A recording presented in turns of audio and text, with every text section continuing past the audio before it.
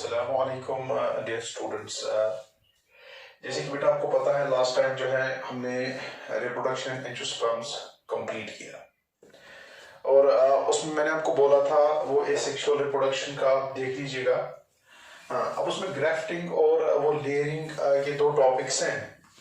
अगर आपको वो नोट से अच्छे से समझ नहीं आए तो मुझे मैसेज करना या मुझे फ़ोन करना, तो उन दो टॉपिक का मैं एक और लेक्चर जो है वो बनाऊंगा, वो प्रिपेयर करूंगा।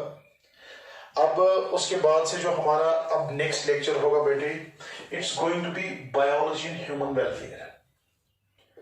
और बायोलॉजी इन ह्यूमन वेलफेयर वाला चैप्टर जो है, जहां तक इस चैप्टर का ताल्लुक है, ये एक छोटा सा ही चैप्टर है, बट इसमें आपके बोर्ड एग्जाम के 7 मार्क्स हैं। और चूंकि मैंने आपको पहले भी इसका ओवरव्यू आपको दिया है, तम साथ में यह गुब्रा सो चैप्टर यथ मज बायोलॉजी कर ह्यूमन वेलफेयर खतर यूज। जैसे चैप्टर का हमें नाम बोलता है, आपको बायोलॉजी यूज करनी है किसके लिए? इंसान को फायदा पहुंचना चाहिए। आप बायोलॉजी यूज करो, लिविंग ऑर्गेनिजम्स यूज करो, साइंटिफिक प्रोसीजर्स यूज करो, साइंटिफिक टेक्निक्स यूज करो, मगर ऐसे यूज करो उससे इंसान को फायदा होना चाहिए। वही हमें सारा डिस्कस करना है इस यूनिट में, जिसका नाम है biology and human welfare. It carries 7 marks in your board examination, and what we have to discuss in this chapter, we have to discuss different strategies, we have to discuss different procedures, different techniques, or even various organisms, various microbes जिनको हम use कर सकते हैं इंसान को फायदा देने के लिए। अब इस यूनिट के बेटे 2 पार्ट्स हैं। एक में हम क्या करेंगे, एक में लिविंग ऑर्गेनिजम्स यूज करेंगे इंसान को फायदा देने के लिए, दूसरे में कुछ टेक्निक्स यूज करेंगे जिससे इंसान को फायदा होगा। तो एक पार्ट इसका क्या है बेटा, माइक्रोब्स इन ह्यूमन वेलफेयर। आप इसमें डिफरेंट माइक्रोब्स को स्टडी करोगे और उन माइक्रोब्स को स्टडी करने के बाद आपको पता चलेगा वो ह्यूमंस के लिए फायदेमंद है।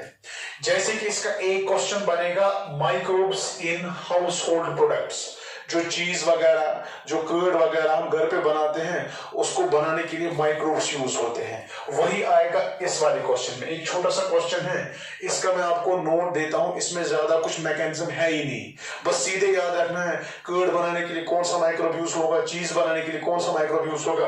वो आप उस नोट में जो है वो अच्छे से वो समझ भी आएगा, उसमें आपको कुछ जो है समझ ज्यादा, उसमें मैकेनिज्म बेस्ड कुछ नहीं है, तो आप सीधे ऐसे उसको रखना है। आप वो पेज देखिए, वो आपको ऑटोमेटिकली समझ आएगा।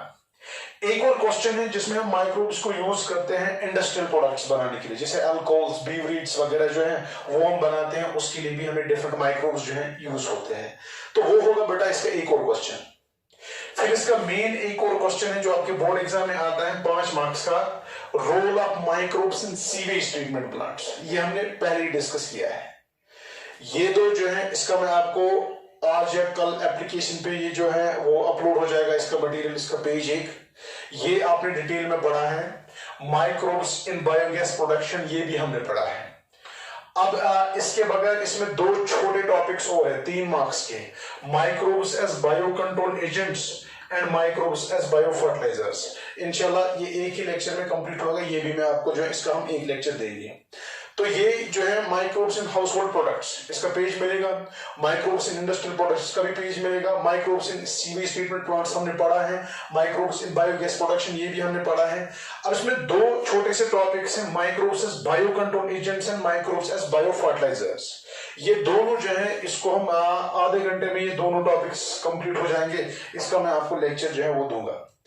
अब दूसरा हिस्सा इस चैप्टर का क्या है, इस यूनिट का क्या है, आपको डिफरेंट स्ट्रेटजीज डिस्कस करनी है, आपको डिफरेंट प्रोसीजर्स देखने हैं बेटे, आपको डिफरेंट मैकेनिज्म्स देखने हैं, डिफरेंट टेक्निक्स देखनी है, जिससे फूड प्रोडक्शन जो है वो इंक्रीज हो जाएगी। और जब फूड प्रोडक्शन इंक्रीज हो जाएगी, फायदा अल्टीमेटली ह्यूमंस को ही होगा। तो इसमें हमें क्या डिस्कस करना है मेरे बेटे, strategies for enhancement in food production. ऐसे टेक्निक्स हम पढ़ेंगे, ऐसे प्रोसीजर्स डिस्कस करेंगे जिससे फूड प्रोडक्शन इंक्रीज हो जाएगी। इसमें एक है plant breeding and it's applications, ये आपने क्लासेस में ही पढ़ा था।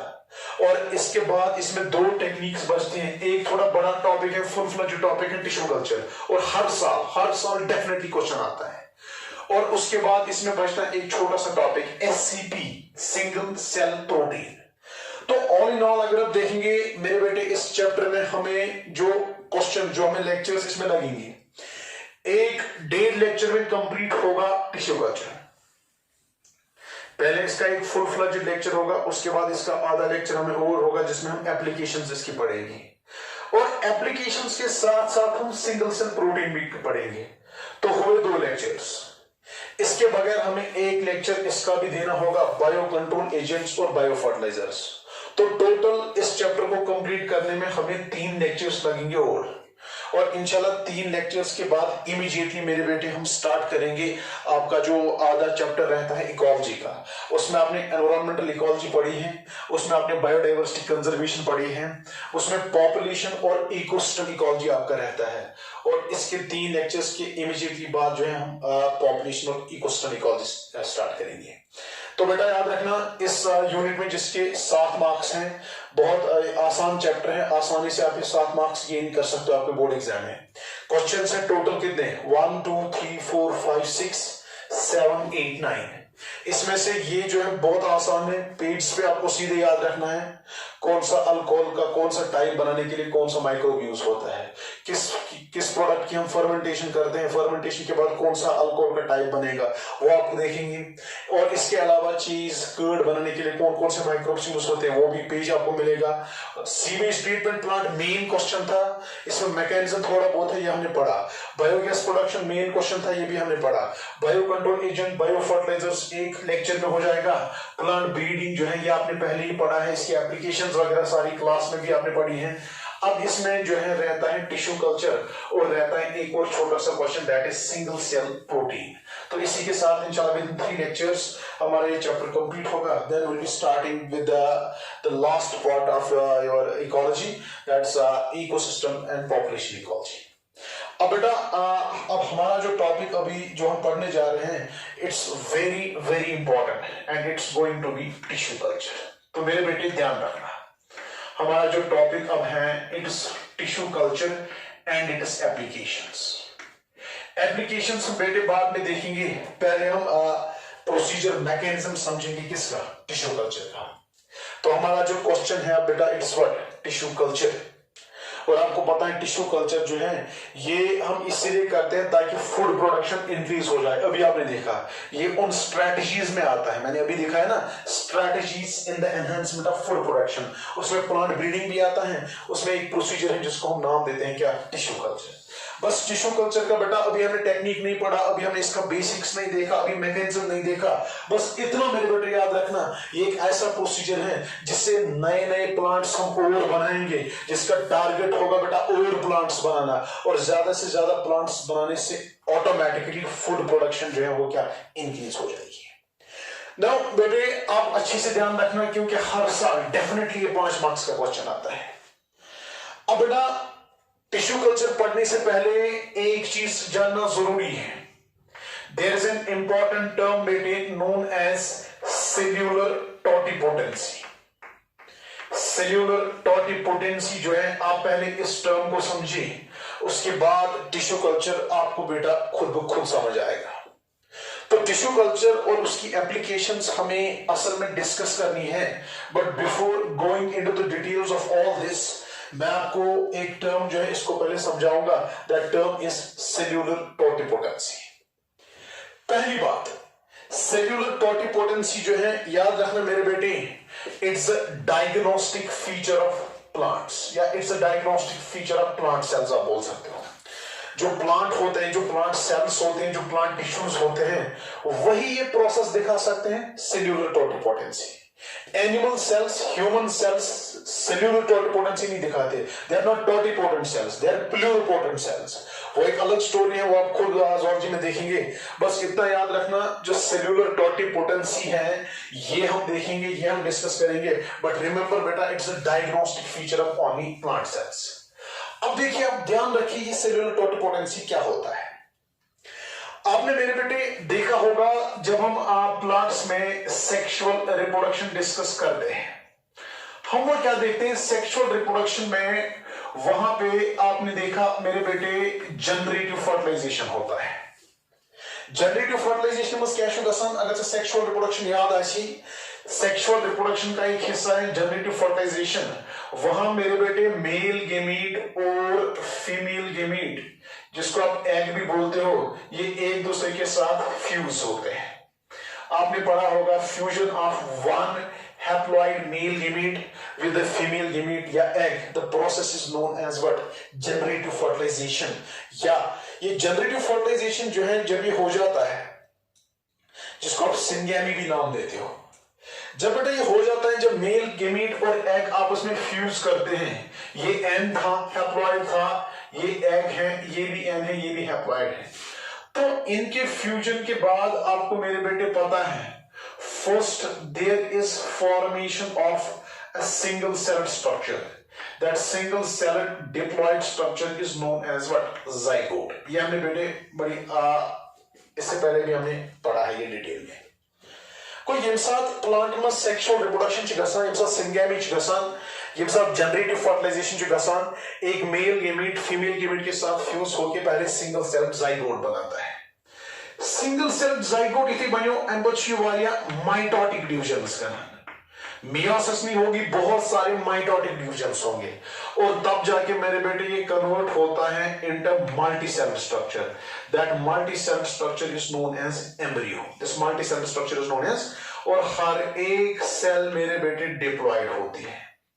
तो पहले क्या हुआ था? सिंगैमी हुआ, जनरेटिव फर्टिलाइजेशन हुआ, सिंगल सेल जाइगोट बना। सिंगल सेल जाइगोट बनने के बाद जब मेरे बेटे माइटोसिस हुई, वो एक मल्टी सेल स्ट्रक्चर बनाता है, उस मल्टी सेल स्ट्रक्चर को हम नाम देते हैं क्या? एम्ब्रियो। अब ख्याल रखना, अब इंपॉर्टेंट चीजें हैं। जैसे बेटा एम्ब्रियो बना, क्या मैं एम्ब्रियो का एक और नाम दे सकता हूं?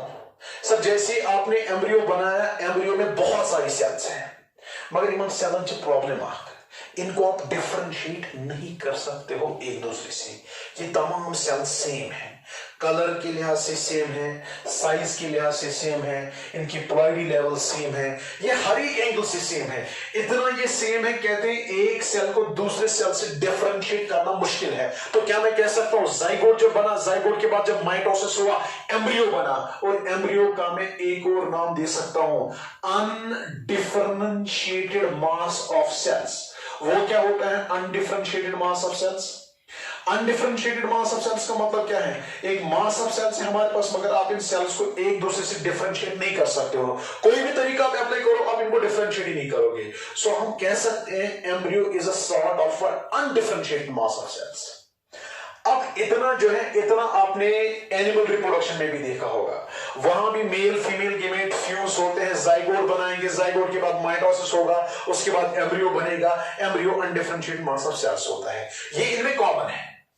इनफैक्ट एम पे ब्याक पॉइंट अमन कॉमन है। एम पे क्या कम गोवर्न, एम पे गसी ग्रुप ऑफ सेल्स बनाओ लीफ, ग्रुप ऑफ सेल बनाओ स्टेम, ग्रुप ऑफ सेल बनाओ रूट, एक ग्रुप ऑफ सेल बोलता है मैं बनाऊंगा स्टेम। तो इसका मतलब इस अनडिफरेंशिएटेड मास ऑफ सेल्स में से हर एक ग्रुप सेल्स का अपना अपना एक ऑर्गन बनाता है, और अपना अपना ऑर्गन बनाने के बाद आप देखेंगे एंड में मेरे बेटे एक फुल फ्लेज्ड प्लांट बनता है। को गवर्नर ओतंतम अनडिफरेंशिएटेड मास ऑफ सेल्स, ओतंतम एम्ब्रियो, इसमें सेल्स को आप डिफरेंशिएट ही नहीं कर पाए। फिर आपने कहा सर जब हम डिफरेंशिएट ही नहीं कर पाएंगे, एम्ब्रियो को एक और नाम भी दे सकते हो, कोई फर्क ही नहीं पड़ेगा, अनडिफरेंशिएटेड मास ऑफ सेल्स। फिर इस अनडिफरेंशिएटेड मास ऑफ सेल्स में से हुआ क्या? कुछ सेल्स ने रूट बनाया, कुछ सेल्स ने लीफ बनाया, कुछ सेल्स ने स्टेम बनाया, and as a result of all that आप देखेंगे एक फुल फ्लेज्ड प्लांट बनता है। और मेरे बेटे याद रखना, जब एक फुल फ्लेज्ड प्लांट बना किससे? अनडिफरेंशिएटेड मास ऑफ सेल्स से। मतलब को वन एक अक्सर फर्क करे, ओतंतम से फर्क करना क्या है? वन एक अक्सर फर्क करे, वन एक अक्सर वन सर ये वाला ग्रुप है रूट फॉर्मिंग सेल्स का, ये वाला ग्रुप है स्टेम फॉर्मिंग सेल्स का, यह ग्रुप है क्या? Leaf forming sales. इसका मतलब अभी तक आप इनमें डिफरेंशिएट ही नहीं कर पा रहे थे, बट अब आप डिफरेंशिएट कर पाओगे। ये वाला ग्रुप है रूट बनाने वाले सेल्स का, ये वाला ग्रुप है लीफ बनाने वाले सेल्स का। तो जब ये डिफरेंशिएट हो गई, जब इनमें फर्क आपने की, तो हम बोल सकते हैं this process is known as differentiation. Differentiation, the process is known as what? Differentiation.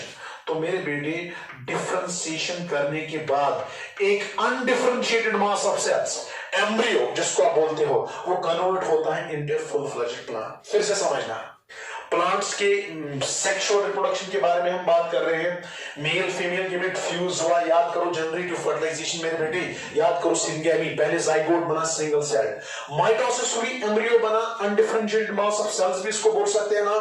फिर उसके बाद एक अपना अपना ग्रुप है सेल्स का जिन्होंने अपनी अपनी जिम्मेदारी ली और एक फुल फ्लेज्ड प्लांट बना डाला। किसी ने लीफ बनाया, किसी ने रोड बनाया, किसी ने स्टेम बनाया, तब जाके एक फुल फ्लेज्ड प्लांट बना। दिस प्रोसेस इज मेरे बेटे नोन एज व्हाट, डिफरेंशिएशन।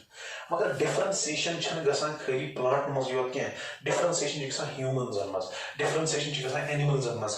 वहां भी एम्ब्रियो में एक ग्रुप जो है कान बनाएगा, एक ग्रुप जो है आंख बनाएगा, एक ग्रुप जो है कोई और पार्ट बनाएगा, तब जाके एक फुल फ्लेज्ड ह्यूमन बनता है, तब जाके फुल फ्लेज्ड क्या एनिमल बनता है। कोई योतन ऑप्शन का नो स्टोरी क्या है, ये तो आम बात है, या प्लांट्स में भी देखोगे, एनिमल्स में भी देखोगे, एंड इवन ह्यूमंस में भी। मगर अनबो छ मसला, अनबो छ मसला।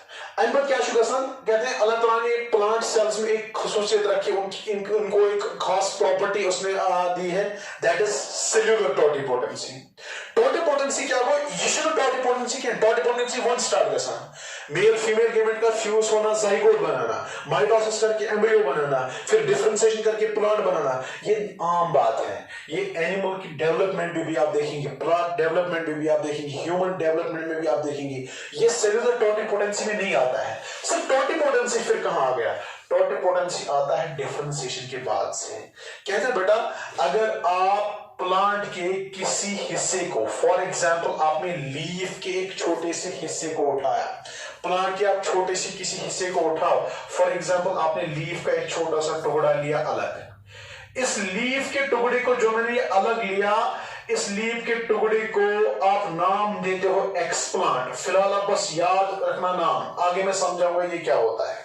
मैं कह रहा हूं यहां तक ये सारा सेम है, यहां तक हर एक ऑर्गेनिज्म में ये कॉमन है, मगर अनपर क्या होना, अगर प्लांट में खसूसियत आप प्लांट के किसी हिस्से को ले लो, रूट ले लो, स्टेम ले लो, लीफ ले लो, उसका जो आपने छोटा सा पोर्शन लिया ना, उस पोर्शन को मेरे बेटे नाम देते हैं हम क्या, एक्सप्लांट। क्या नाम है, एक्सप्लांट। अगर गोबर एक्सप्लांट तुलियन, अगर ये एक्सप्लांट तुलियन से करें ग्रो अकिस न्यूट्रिएंट मीडियमस मस। न्यूट्रिएंट मीडियम क्या हो, कल्चर मीडियम क्या हो, न्यूट्रिएंट मीडियम जो आप मान लीजिए एक ग्लास प्लेट होता है, उस ग्लास प्लेट में हमने न्यूट्रिएंट्स रखे हैं, proteins, vitamins, minerals, hormones, oxygen, cytokines, बहुत सारे इंपॉर्टेंट मटेरियल्स हमने उसमें कंबाइन करके रखे। जो अपनी प्लेट में न्यूट्रिएंट्स रखे ना मिक्स होके एक खास प्रोपोर्शन में, जिसमें प्रोटीन्स आते हैं, विटामिन्स आएंगे, मिनरल्स आएंगे, ऑक्सीजन आएंगे, साइटोकाइन्स आएंगे, ये सारा मिक्सचर जो है ये कहलाता है न्यूट्रिएंट मीडियम।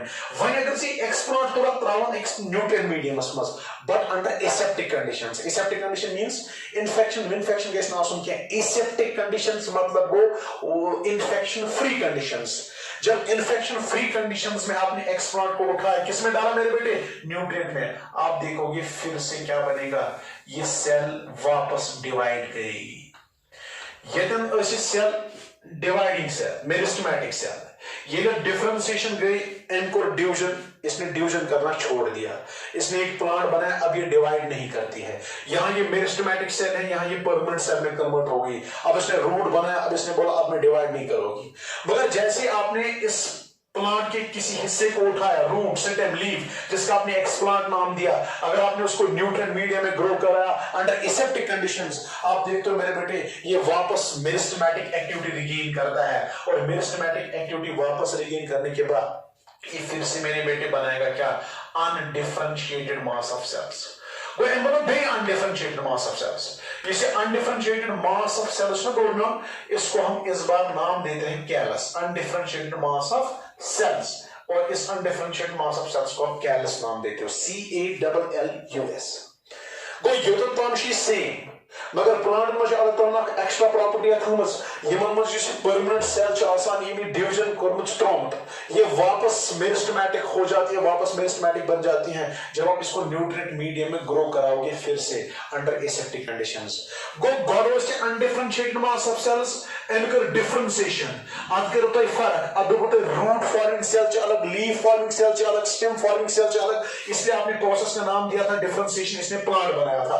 मगर प्लांट से कोई हिस्सा ले लो, एक्सप्लांट ले लो, आप वापस अनडिफरेंशिएटेड मास ऑफ सेल्स बना सकते हो, जिसको आप कैलस नाम देते हो। This process is known as dedifferentiation. उतन तमो से डिफरेंशिएट गोमत वही मतलब से बेहद फर्क, आपने इसको फिर से अनडिफरेंशिएटेड मास में कन्वर्ट किया है, इसलिए मेरी बेटी इस प्रोसेस को हम नाम देते हैं डी डिफरेंशिएशन।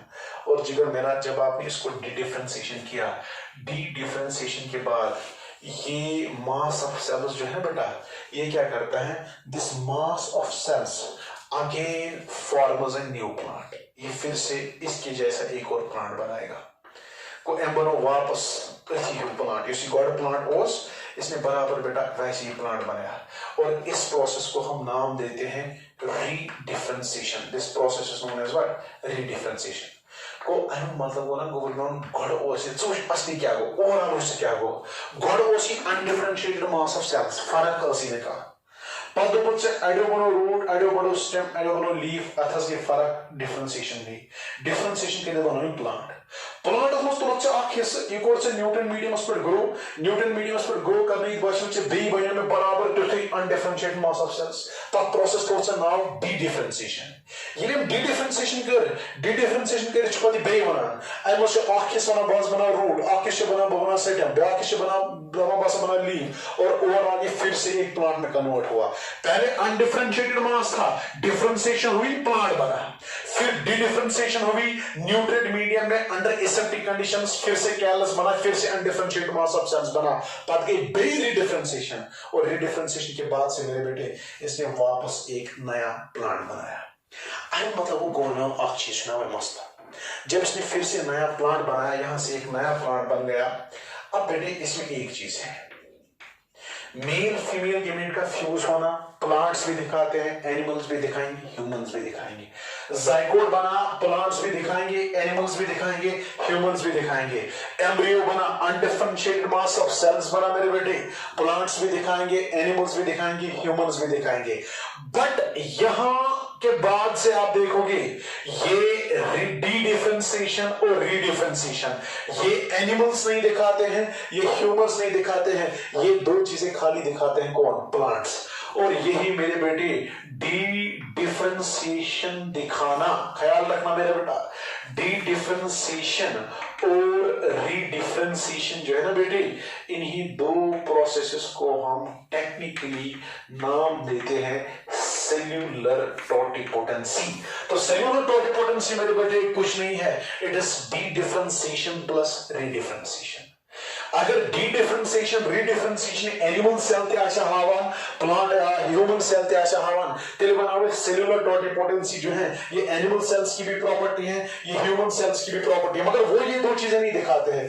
उनका जो प्रोसेस है वो डी डिफरेंशिएशन पे खत्म हो जाता है, मगर प्लांट डी डिफरेंशिएशन और रीडिफरेंशिएशन आगे दिखाता है। और यही डी डिफरेंशिएशन और रीडिफरेंशिएशन जो है it is known as cellular totipotency. तो बेटे क्या मैं कह सकता हूं, एक जिंदा प्लांट सेल, एक न्यूक्लिएटेड प्लांट सेल, इसमें अल्लाह ताला ने एक प्रॉपर्टी रखी है, ये अपने जैसे एक प्लांट को फिर से जन्म दे सकती है। एक जिंदा न्यूक्लिएटेड प्लांट सेल अगर ये डेड लेकिन वापस सेल्यूलर टोटिपोटेंसी हो इतके अगर इस न्यूक्लियस प्रेजेंट आस के ये एक रीडिफरेंशिएशन डिफरेंशिएशन कर इतके गो डिफरेंशिएशन रीडिफरेंशिएशन करने खातिर या सेल्यूलर टोटिपोटेंसी हाउने खातिर छ जी कंडीशन जरूरी। अब इसी प्लांट सेल आसन इसी एक्सपांड से यूज करन या से लिविंग प्लांट सेल देखिए आसन न्यूक्लिएटेड मींस इस लिविंग सेल में न्यूक्लियस भी होना चाहिए। तो मेरे बेटे ख्याल रखना इस चीज का, सेल्यूलर टोटिपोटेंसी का मतलब क्या है, एक जिंदा न्यूक्लिएटेड प्लांट सेल का डी डिफरेंशिएशन और रीडिफरेंशिएशन करके फिर से एक फुल फ्लेज्ड प्लांट बनाना। This entire process is known as what, cellular totipotency. But technically speaking cellular totipotency क्या है, it's a combination of two processes, dedifferentiation and redifferentiation. तो मेरे बेटे अगर आपको ये समझ आया, आप समझ लेना आपका टिश्यू कल्चर जो है यही पे खत्म है। तो मुझे बोलो बेटे सेल्यूलर टोटिपोटेंसी जो है आपने इससे क्या समझा। आप सब पहली बात, it's a diagnostic feature of plant cells, not of animal cells, not of human cells. क्या होता है, मेल फीमेल गेमेट आया, फ्यूज हुआ, पहले जाइगोट, माइटोसिस की, फिर एम्ब्रियो बना है। Embryo can be considered as an undifferentiated mass of cells. शाबाश। फिर उसके बाद अब उन सेल्स में फर्क हो जाती है, काश रूट बनावा, काश स्टेम बनावा, काश लीफ बनावा, और तब जाके एक फुल फ्लेज्ड प्लांट तैयार होता है मेरे बेटे। The process is known as what, differentiation. Differentiation के बाद फुल फ्लेज्ड प्लांट बना, गोरोस undifferentiated mass of the differentiation embryo plant. ये स्टेप जो है ये आपने यहां तक देखा, ह्यूमंस में भी एनिमल्स में भी। वहां प्लांट नहीं बनेगा, वहां ह्यूमन बनेगा, वहां एनिमल बनेगा, यहां प्लांट बनता है। मगर इसके बाद से अल्लाह ताला ने प्लांट सेल्स में दो प्रॉपर्टीज और रखी। वो प्लांट बनाने के बाद आप प्लांट का कोई हिस्सा लीजिए, रूट लीजिए, स्टेम लीजिए, लीफ लीजिए, फ्लावर लीजिए, पोलन लीजिए, आपकी मर्जी है। उसको आप न्यूट्रिएंट मीडियम में जब डालते हो, सर न्यूट्रिएंट मीडियम क्या है, कल्चर मीडियम क्या है, सर कुछ नहीं, एक ग्लास प्लेट जिसमें proteins, vitamins, minerals, hormones, oxygen, cytokines का हमने एक पेस्ट बनाया है। उस बेस पे जब आप उसको डालोगे, उस न्यूट्रिएंट मीडियम पे जब आप डालोगे, बट इन्फेक्शन फ्री कंडीशंस होनी चाहिए। जब इन्फेक्शन फ्री कंडीशंस में आपने ये किया, ये एक्स प्लांट, ये प्लांट का हिस्सा जो है, ये फिर से इस स्टेज में वापस आएगा, फिर से अनडिफरेंशिएटेड मास ऑफ सेल्स बनाया। तो इस प्रोसेस को हम डी डिफरेंशिएशन देते हैं नाम। डी डिफरेंशिएशन एनिमल सेल्स का संख्या, डी डिफरेंशिएशन ह्यूमन सेल्स का संख्या। और डी डिफरेंशिएशन के बाद इसने क्या किया बेटा, डी डिफरेंशिएशन के बाद जब ये अनडिफरेंशिएटेड मास ऑफ सेल्स फिर से बना, जिसका आपने टेक्निकल नाम कैलस दिया, पक्षी वापस दबा बासा एक नई प्लांट बने, कहां बना है रूट, कहां बना है स्टेम, कहां बना है लीफ, और तब जाके इसने फुल फ्लेज्ड प्लांट फिर से बनाया। The process is known as what, redifferentiation. और बेटे जो ये डी डिफरेंशिएशन और रीडिफरेंशिएशन है ना मेरे बेटा, यही कहलाता है आपका क्या, सेल्यूलर टोटिपोटेंसी। तो मेरे बेटे इन शॉर्ट, किसी भी लिविंग न्यूक्लिएटेड प्लांट सेल का ये जो टेंडेंसी है उसमें नया प्लांट बनाने की, इस प्रोसेस को हम बोलते हैं नाम क्या, सेल्यूलर टोटिपोटेंसी। प्रोसेस का नाम सेल्यूलर टोटिपोटेंसी। ये जो प्रोसेस है ना बेटा, प्रोसेस का नाम सेल्यूलर टोटिपोटेंसी है। बट जब आप इसको अप्लाई करते हो ना सच में, जब आप इस टेक्निक को सच में अप्लाई करोगे और सच में एक फुल फ्लेज्ड प्लांट बनाओगे, जो प्रोसीजर वहां पे है ना, प्रोसीजर को हम बोलते हैं tissue culture. Procedure is basically known as what, tissue culture. Wat je fark is aan het Je ziet properties je plant cell no full-fledged plant बनाने. Property of a plant cell to form a new full-fledged plant. This property is known as cellular totipotency. और जब आप उस property को use करोगे, आप एक proper procedure बनाते हो और उस प्रॉपर प्रोसीजर के तहत एक नया फुल-फ्लेज्ड प्लांट बनता है। उस सारे प्रोसीजर को हम टिश्यू कल्चर नाम देंगे, बट इस प्रॉपर्टी को हम नाम देते हैं क्या, सेल्यूलर टोटिपोटेंसी। तो बेटे आप फिर से समझना, जो जिधर मेरा ये वर्ड है सेल्यूलर टोटिपोटेंसी, अगर इसको डिफाइन करना होगा, कैसे आप डिफाइन करेंगे बेटे, हम बोलेंगे प्लांट सेल की प्रॉपर्टी है जिसमें वो एक नए फुल-फ्लेज्ड प्लांट को जन्म दे सकता है। This is the property of a plant cell. This property is cellular totipotency. मगर ये प्रॉपर्टी यूज करे ना प्रोसीजर बना, तब प्रोसीजर इल्स अप्लाई करे कि उसे फॉलो करे, तेरे हिस्से नो प्लांट बने, तब प्रोसीजर से नाम बना क्या, टिश्यू कल्चर। रिमेंबर बेटा, cellular totipotency is the property, और उस प्रॉपर्टी पे जो आपने एक प्रोसीजर बनाया, मैकेनिज्म बनाया, उस मैकेनिज्म को हम नाम देते हैं क्या, टिश्यू कल्चर। मतलब अगर अल्लाह ताला ने प्लांट्स में सेल्यूलर टोटिपोटेंसी नहीं रखा होता, टिश्यू कल्चर नाम की कोई टेक्निक अवेलेबल ही नहीं होती। तो रिमेंबर बेटा, the cellular totipotency is the backbone of what, tissue culture. ये बेसिक्स है, यही एक प्रिंसिपल है जो टिश्यू कल्चर टेक्निक के पीछे है। अगर प्लांट्स में ये प्रॉपर्टी नहीं होती मेरे बेटे, तब कोई टिश्यू कल्चर टेक्निक हमारे पास नहीं होती। अब हम सबसे पहले क्या करेंगे, सबसे पहले सेल्यूलर टोटिपोटेंसी के रिगार्डिंग 2-3 पॉइंट्स लिखेंगे। Point number 1, cellular totipotency. Cellular totipotency में आप पॉइंट नंबर 1 लिखेंगे, टर्म शाबाश, coined bye Morgan. Term coined bye Morgan, इसका पहला पॉइंट। अब डिफाइन करेंगे, आप लिखिए ability of a plant part. Definition, ability of A plant part. मगर बेटा याद रखना, वो जो प्लांट पार्ट है ना, तलगसन जी फीचर आगे सो लिविंग, और वो होना चाहिए न्यूक्लिएटेड। सुई प्लांट हिस्सेटिक से यूज कर प्लांट का वही पार्ट यूज कर सकते हो जो एक तो लिविंग होगा और न्यूक्लिएटेड होगा। Ability of a plant part bracket में क्या लिखा, living and nucleated, to give rise to a whole new plant,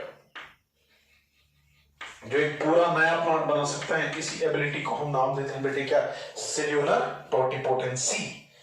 और उसके बाद आपको पता है सेल्यूलर टोटिपोटेंसी असल में क्या है, it's a combination of D differentiation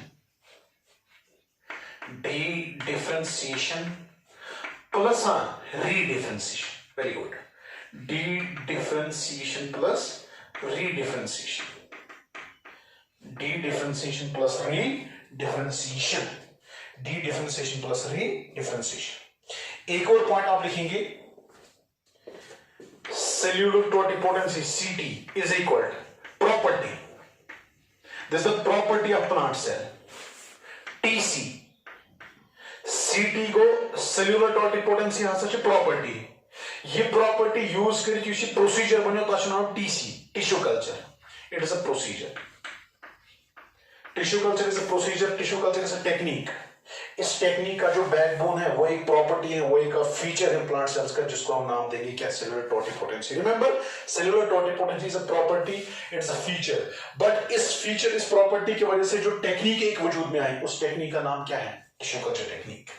उसके बाद you write down, cellular totipotency is the backbone of tissue culture. अगला पॉइंट आप बेटे नोट करेंगे, cellular totipotency is the backbone of tissue culture, cellular totipotency is the backbone of tissue culture, cellular totipotency is the backbone of tissue culture, cellular totipotency is the backbone of tissue culture, is the backbone of tissue culture।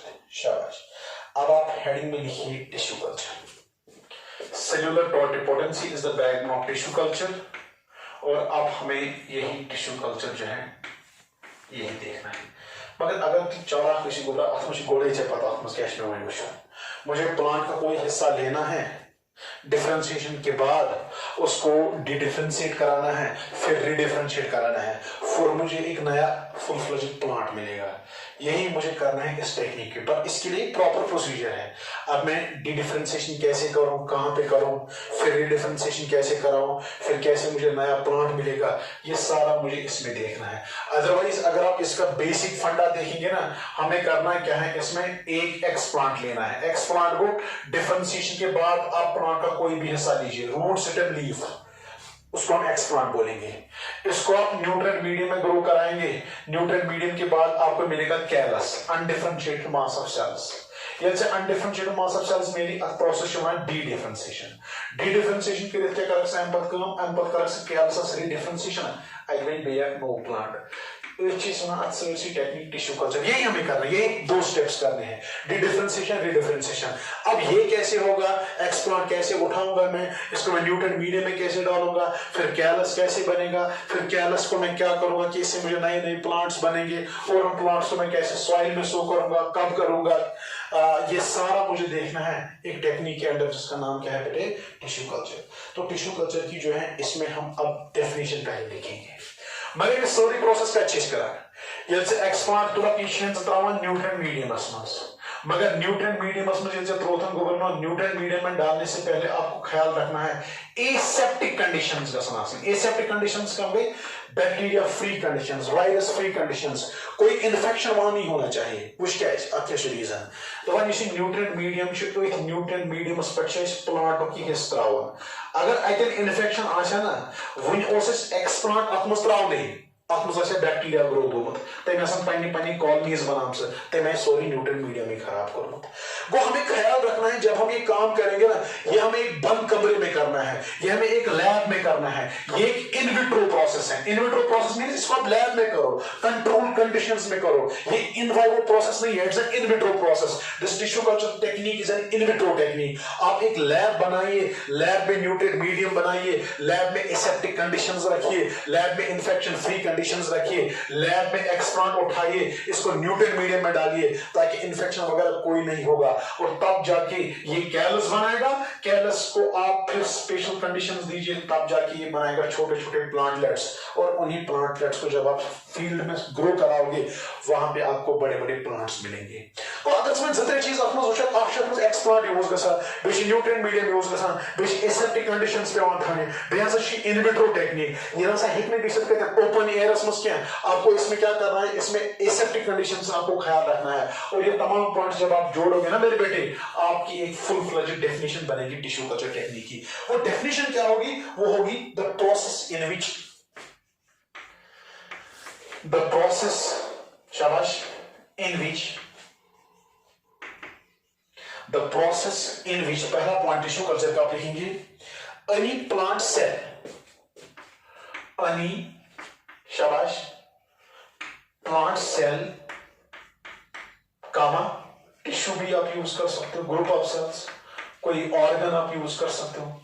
The process in which any plant cell comma tissue comma organ is grown on artificial is grown on an artificial sterilized मतलब कोई वही new, इसमें कोई infection वगैरह नहीं होना चाहिए। grown on an artificial sterilized nutrient medium। बेटा आपने आर्टिफिशियल क्यों बोला? आर्टिफिशियल में तवे क्या सॉइल में ग्रो करें, क्या सॉइल गो नेचुरल न्यूट्रिएंट मीडियम। आप तमाम प्लांट्स को सीड्स को सॉइल में सो करते हो, तो सॉइल इनके लिए एक्ट करता है as a natural nutrient medium, but हमें नेचुरल न्यूट्रिएंट मीडियम में नहीं, हमें आर्टिफिशियल न्यूट्रिएंट मीडियम में ये शो करने हैं। तो आर्टिफिशियल न्यूट्रिएंट मीडियम हमारे लिए क्या होता है, एक ग्लास प्लेट जिसमें मिक्सचर ऑफ न्यूट्रिएंट्स होता है, डिफरेंट चीजें हम उसमें डिफरेंट प्रोपोर्शंस में डालते हैं, तो वो होगा आर्टिफिशियल न्यूट्रिएंट मीडियम। अगर प्लांट करेक्ट सॉइल में सॉइल जो है उसके लिए नेचुरल न्यूट्रिएंट मीडियम है, बट हमें नेचुरल न्यूट्रिएंट मीडियम यूज नहीं करना है, हमें क्या करना है, ये मैंने बोला नहीं यहाँ पे, आर्टिफिशियल स्टेरिलाइज्ड न्यूट्रिएंट मीडियम। ये nutrient medium she infection free sterilized nutrient medium under aseptic conditions, aseptic means without infection, under aseptic conditions, मगर इन विट्रो, ये लिखना जरूरी है इन विट्रो, क्योंकि ये सारा आपको इन विट्रो लैब में करना है, या बाहर ओपन एयर में नहीं कर सकते हो। In vitro to produce new plants, ताकि एंड में हमारा मकसद क्या था, नए प्लांट्स बनाना, टू प्रोड्यूस न्यू प्लांट्स। ये है मेरे बेटे डेफिनेशन ऑफ टिश्यू कल्चर। अगर टिश्यू कल्चर डेफिनेशन ऐसे बना क्या शब्द डेफिनेशन, सबसे ऑथेंटिक सबसे कंप्लीट डेफिनेशन यही है। प्लांट का कोई हिस्सा ले लो, रूट ले लो, स्टेम ले लो, सेल ले लो, ऑर्गन ले लो, टिश्यू ले लो, कंडीशन है एक तो वो लिविंग होना चाहिए, एक तो वो न्यूक्लिएटेड होना चाहिए। उसको आप एक आर्टिफिशियल न्यूट्रिएंट मीडियम में डालो, under aseptic conditions, infection free conditions, in vitro एक प्रोसेस है, लैब में आपको करनी है, किसी बंद कमरे में आपको करना है, जिसको आप टिश्यू कल्चर रूम भी बोलते हो या कल्चर रूम बोलते हो, वहां पे आपको नए नए प्लांट्स मिलेंगे। इसी टेक्निक को बेटे हम नाम देते हैं क्या, tissue culture. Next point, concept of tissue culture was given by, इसका कॉन्सेप्ट किस साइंटिस्ट ने दिया था मेरे बेटे? Concept of tissue culture was given by G. Haberlin.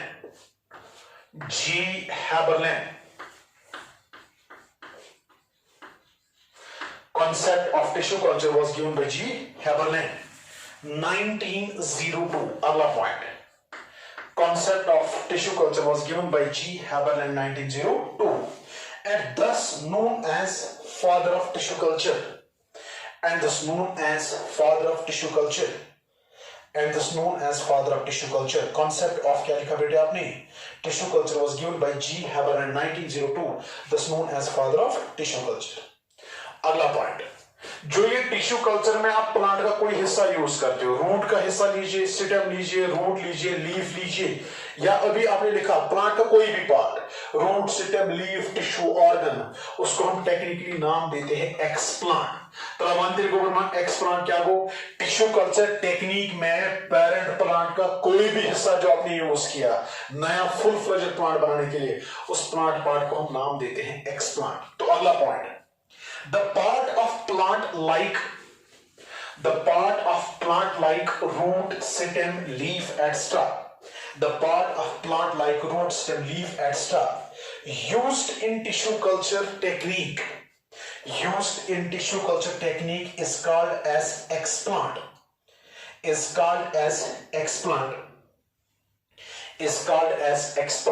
The part of plant like root, stem, leaf, etc. used in tissue culture technique is called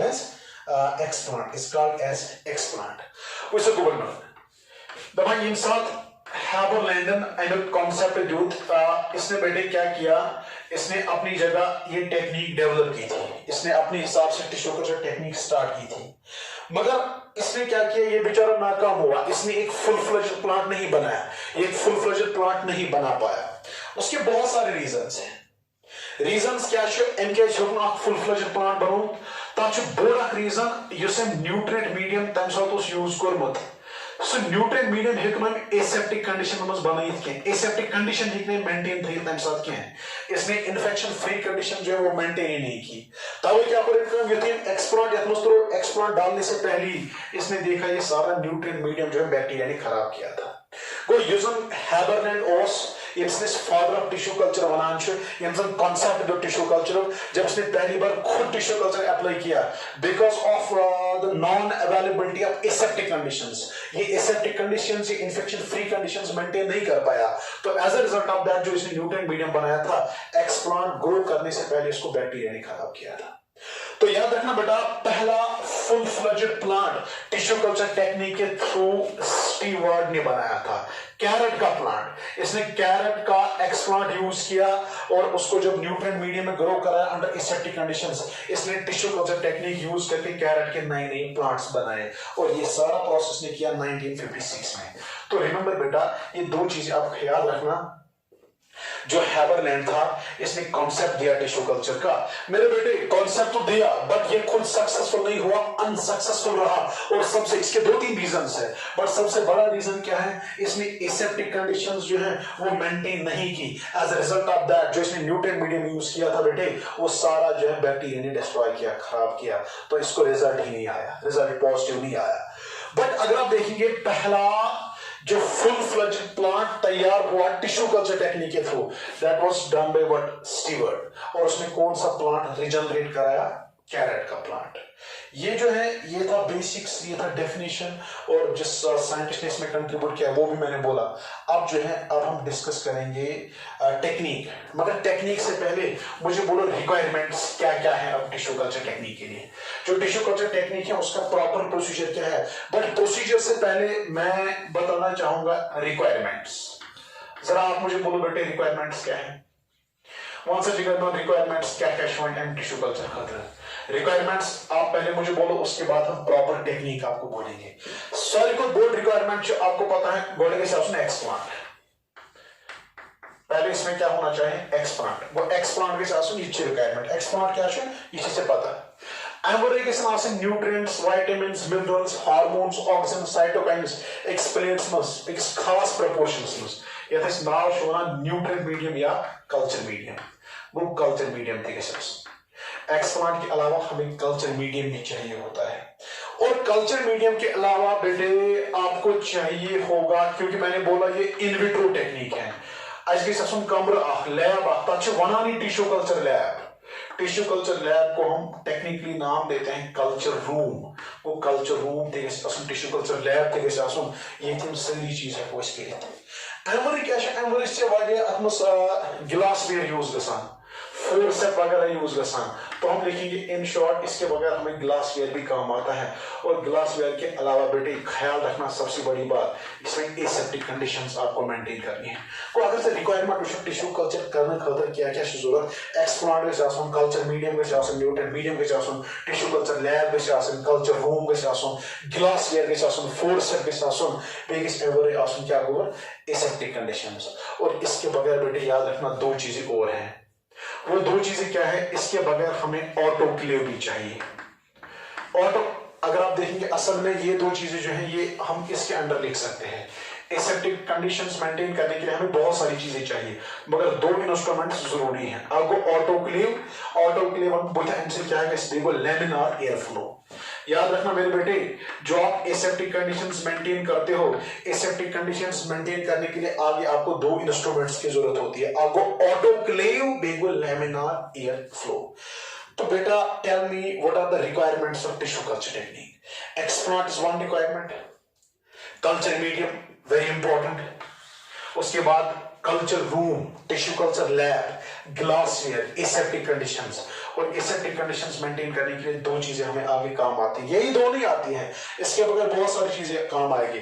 mercury chloride, क्लोरिक्स water, bromine water, distilled water, ये सारी चीजें, burner, ये हमें सारी चीजें काम आती हैं। यूज करेंगे ऑटोक्लेव लैमिनार एयर फ्लो, ये भी हम यूज करते हैं। इसके बगैर अगर आप देखेंगे हम ब्रोमीन वाटर भी यूज करते हैं, हम क्लोरिक्स वाटर यूज करेंगे, हम मर्करी क्लोराइड यूज करते हैं, हम इसके बगैर जो है डिस्टिल्ड वाटर यूज करेंगे, इसके बगैर कभी मेथनॉल भी यूज होता है, इसके बगैर अगर आप देखेंगे बर्नर भी यूज हम करेंगे। मगर इन तमाम चीज यूज करने का मकसद से आपको हमें मेंटेन करनी होती है कौन सी कंडीशंस, एसेप्टिक कंडीशंस। तो अब रिक्वायरमेंट्स के बाद जो है अब हम डिस्कस करेंगे technique of tissue culture. Now we'll be discussing technique of tissue culture.